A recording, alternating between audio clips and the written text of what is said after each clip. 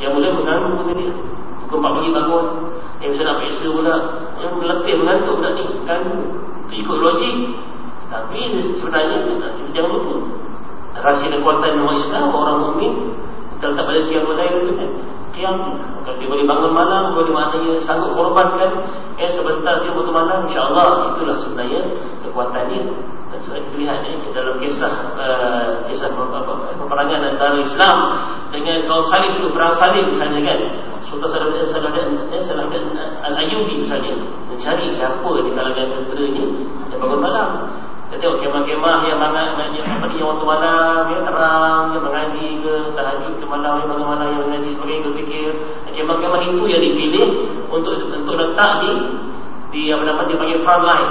Front line itu di depan yang hadapan musuh. Dulu bukan perang kita tengok dia jauh tembak live di depan betul. Tombak dengan tombak, pedang dengan pedang.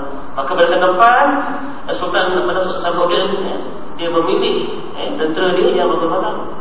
Nampak logik, memanglah letih, kurang tidur. Tapi sebenarnya itulah yang kuat, yang power, mengalahkan orang yang tidur itu sebenarnya tuan. Sebab itu Islam itu mengikut logik. Islam mengikut wahyu, tetapi Islam juga mengiktiraf logik akal. Waqala ta'ala wa alqa fil ardi rawasiya an tamida bikum, dan dia mengadakan di bumi gunung ganan sebagai pasak yang menetapkan supaya ia tidak menghayun-hayunkan kamu.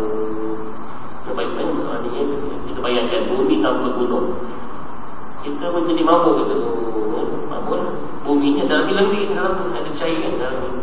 Pasalnya lebih bumi yang tanah ni, tapi kena air, kita kan ada gunung, steady. Kita boleh buat rumah, buat masjid, buat bangunan. Kita tak bergerak-gerak maknanya. Pasak bumi, gunung mesti. Maksudnya Allah Ta'ala telah menjadikan bukit bukau dan gunung ganang sebagai penetap dan pasak bumi supaya ia tidak bergerak dan bergoncang ketika bumi berada di atasnya.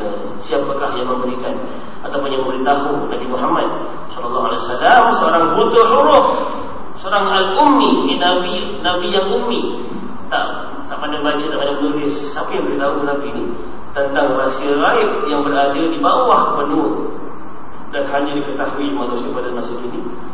Zaman Nabi tidak ada pakar-pakar sains yang boleh gali bumi di dalam, tengok ada pasak bumi ke apa, tak ada apakah bintang yang boleh terbang ke langit ke, tak ada.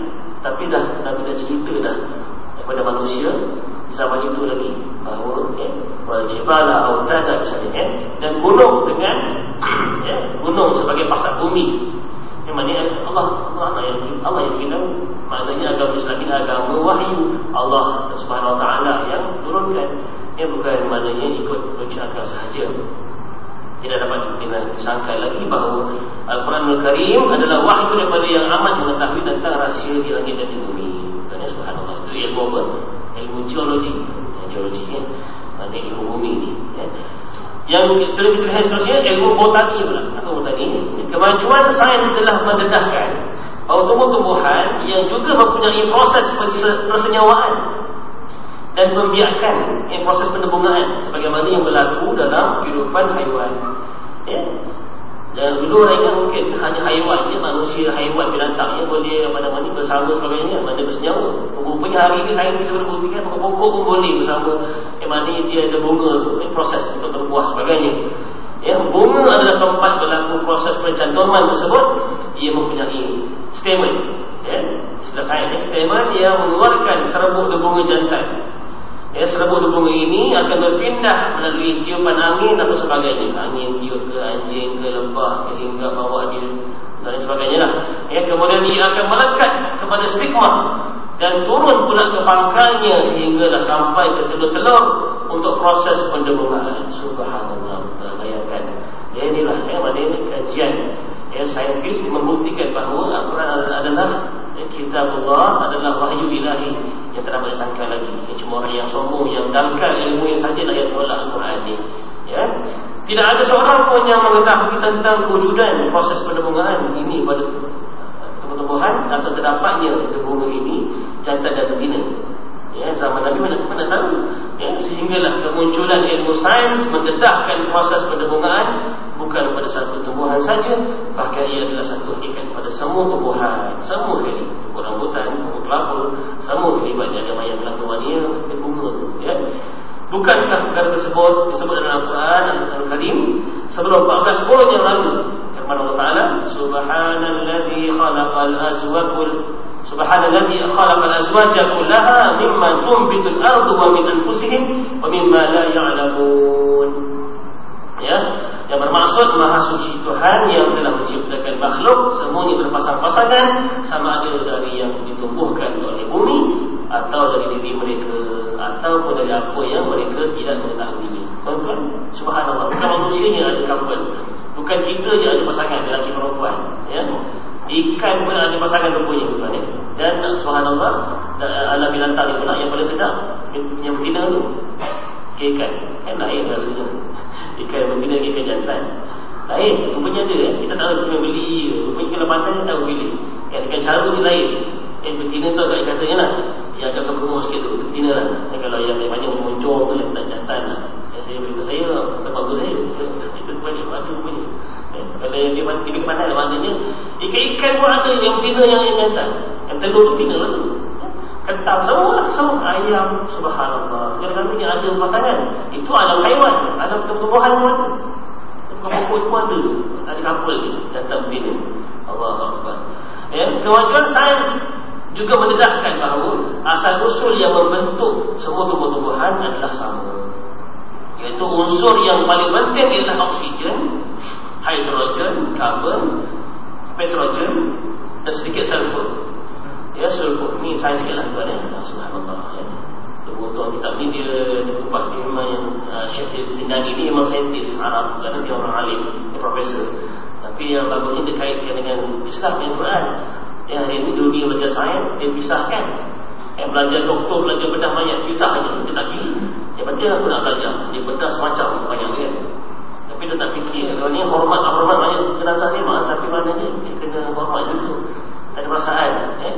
Jadi kalau kita lihat video klip bagaimana, ya, mereka bedah siasatnya, Allah memang mengerikan. Macam hormat langsung juga, ya.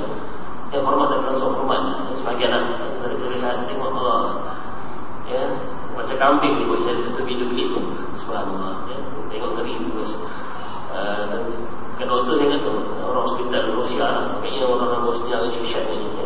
Atas sekali mati tu syahid, dia pergi siang mayat jenazah macam ikan, macam kambing lah, potong-potong ambil apa dia, tanggal ke jantung perut, subhanallah. Tengok macam tak ada orang putih lah. Dia pun macam dia mau kafir kan, pakai cerita pada Inggris lah itu, ya, jadi betul kat Yahudi Israel tu juga orang ramai orang kita yang orang Islam Palestin yang ditangkap, dicongkil dalamnya, dikosong terus, dia ambil semua, dia ambil organ, ambil jantung, semua dia ambil, dikosong. Bayangkan betapa jahatnya mereka tu. Ya, biasa ilmu sains moden pisahkan dengan agama, pisah. Tapi kita tanda sebenarnya ilmu sains yang gabungan dengan agama, tanda situ pula ada kaitan dengan agama, dengan Islam dan Quran, ya. Namun begitu, ia mempunyai bentuk berat, ya, warna, buah, bau dan rasa yang berbeza-beza. Subhanallah, ya, kita nampak semua tumbuh-tumbuhan sumbernya sama.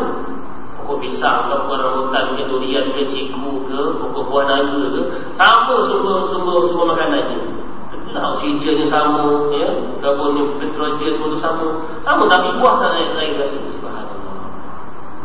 Pisang tetap dengan pisang tu. Semua bukti-bukti bahawa Allah Maha Berkuasa. Maka keadaan ini adalah asas pembentukan yang berbagai pada semua tumbuhan.